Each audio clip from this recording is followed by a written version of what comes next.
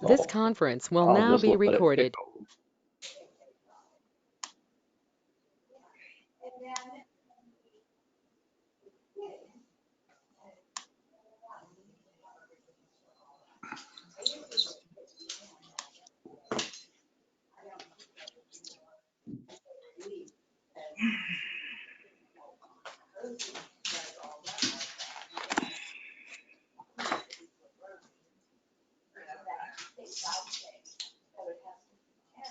All right, so I have 10 o'clock on my clock. Why don't we call this meeting of the Southwest Coastal Citizens Advisory Committee to order. First, we'll do introductions. So my name's Charles Dice. I'm chairman of the committee. I'll let the other board members. I'm Linda Eierman from Arch Cape, and I am a member of the committee. Chris Anderson from Arch Cape. I'm a member of the committee. Susie Henry from Arch Cape. I'm a member of the committee.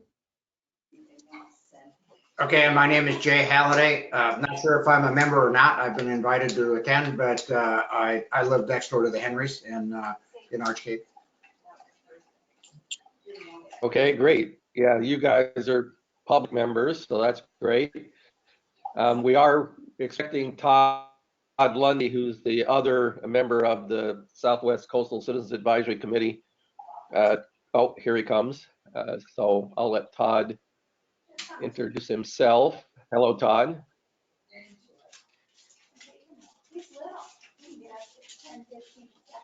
All right. We can't hear you yet. Oh yeah, can you hear me now? Yes, we can. Thanks.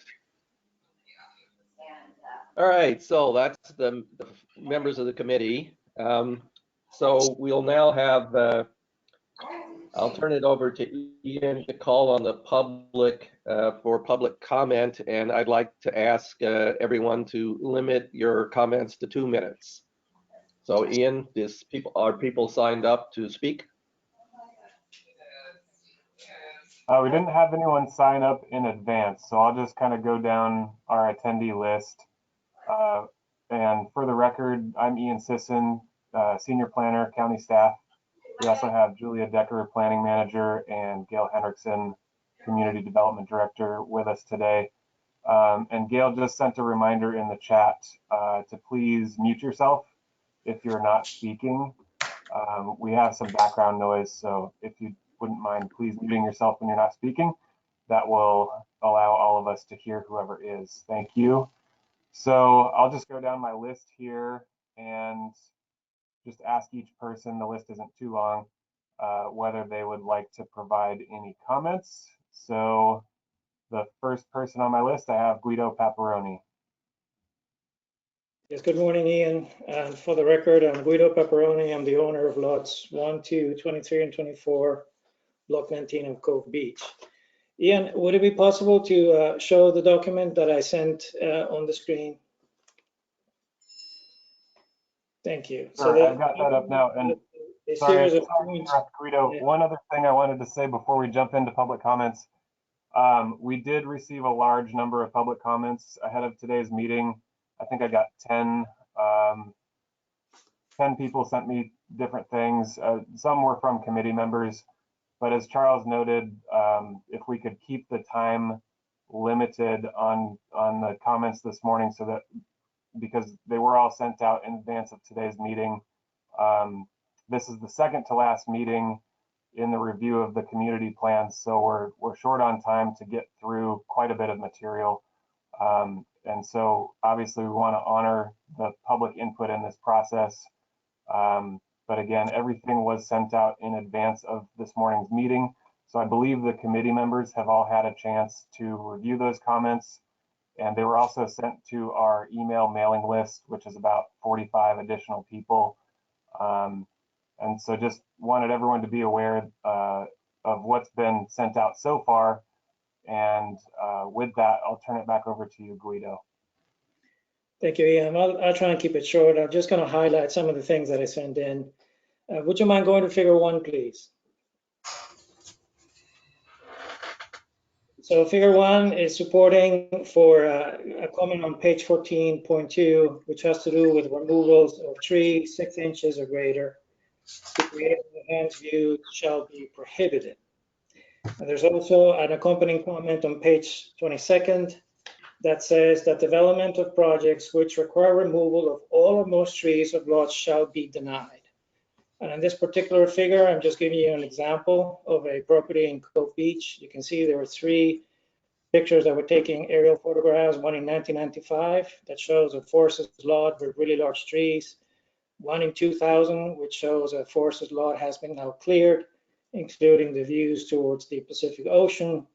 And then in 2005, you can see the finished residence. So this is an example of a property that would be grandfathered in if this language were to remain. And all the subsequent properties then would be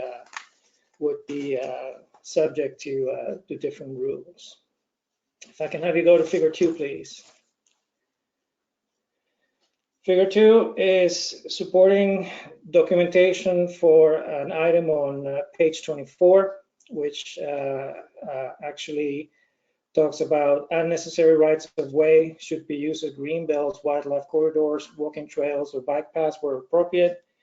Here's another example of a property that actually vacated 3rd Avenue. This is a property that used to be a lot smaller. Now it's a little bigger. So again, it's another example of language in the present document that if it were to stay, these properties would be grandfathered in and new properties would not be. Then if I could please have you go to figure 3. This is a figure in support of a comment on page 29 where it says Cove Beach Lake should be evaluated for protection on the goal 5. This figure came from the actual wetlands inventory. This inventory comes up quite a bit on our figures. You can see that the inventory actually determined that this was a pond, not a lake. The feature itself is actually a major marsh. So the body of water in question, again, is a pond, not a lake. So it makes a big difference going forward on how we do that. So if we go to figure 4, just to reiterate, figure 4 is a USGS map for topographic map for the area as well. You can see that the body of water is not even labeled, so it shouldn't be considered a lake. And then if we could go to figure 5. So could we wrap up? And figure 5 shows a potential conflict of interest that shows a view corridor of this particular property that goes over the Pacific Ocean. You can see there was an article written by the Daily Historian on this property itself. So inclusion of Cove Lake, which is actually a pond, actually to me represents a conflict of interest for one of the members on this committee. The last comment I wanted to make is on page 24, Falcon Cove Beach Water District. It says here that at certain times of the year, they have water supply problems for present users, and they can potentially only connect 125 homes. I wanted to state for the record that this is not factual. With the new groundwater well, they have access to over 6.5 million gallons of water per year. That's double what they consumed last year. So that means that there is actually 3 times as much water that was consumed last year for the Falcon Cove Beach. So that's enough water to support 220 platted plots. So Falcon Cove. Thank you. Thank you for your comment, Mr. Pepper. There's water shortages, and there's water shortages.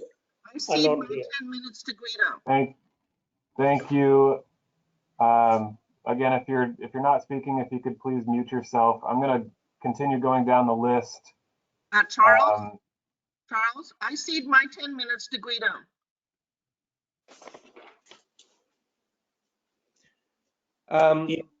May I continue? Sorry, but that's seating is not something we do, and it's 2 minutes per person, please. Okay, I'd like to continue going down the list. Next on the list, we have Alan Solaris. If you would like to provide any comments, please go ahead and unmute yourself. Okay, can you hear me? Yes. Okay.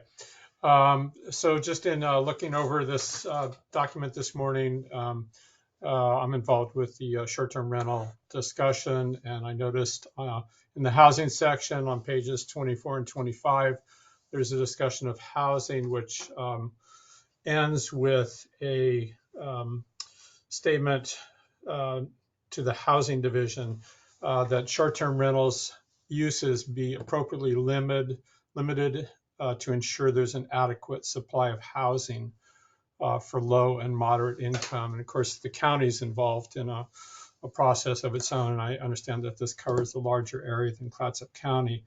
But the question is what's the nexus, or what's the evidence to show that the use of short-term rentals is resulting in an inadequate supply, and further that regulating the use of STRs is going to then result in more low and moderate income housing. The language at the beginning of the housing section states that the housing in the planning area is distinct from areas, I'm quoting, is distinct from areas that have a need for a large and varied housing stock to accommodate people of varied income levels. So that seems in contradiction to the statement, but I don't think there's really any evidence to show that if you limit STRs, that's going to result in more low and moderate income housing. You can make the same statement about other homes that are not being used by residents who fall into that category. I think it said that 60% of the homes in the planning area are used for recreational purposes and are not permanent residents. So one could certainly apply this notion that changing the uses by owners is somehow going to result. I think it's much better to target programs for low and moderate income folks to providing housing stock either through new construction or renovation that is targeted and designed and then restricted in its availability to folks who fall into those categories. So you can actually get a nexus between the public policy. So I'd request deletion of this number 5, last paragraph in the housing section. Thank you, Alan. Thank you for your comment. Am I allowed to say something real quick? Alan, are you familiar with the 2019 housing study that was done for Clatsop County and incorporated areas? No, I'm not. I'm going to send you a copy of it because it does take quite a strong position on the fact that so many what they call vacant homes in the county could be used for housing. So it's very informative. Also, I know you're interested in short-term rentals, and there is a proposal from a committee member, me, to add a whole new section to the community plan on short-term rentals. So what you're seeing right now is not the final product. It's mostly the old version of the community plan. So stay tuned.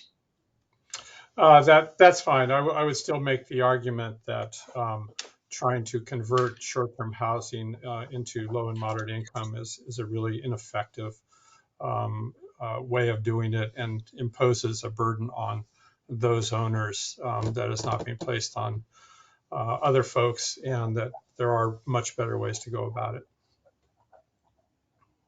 All right, thanks for your comments. And again, if I could urge people to stick to the 2 minutes. As Ian said, we've got a lot of material to cover today for the committee to do its work. And we really can't be going into a back and forth here. We're happy to take the public input, especially if the input is sent in to us so we can digest it in a more reasonable time frame. And I'm not sure somebody's mic is certainly creating a lot of noise there, but so Ian, if you could continue.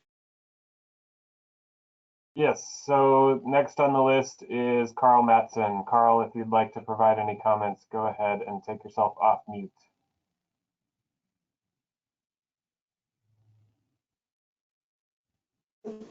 This is Carl Mattson, and I have nothing more to say.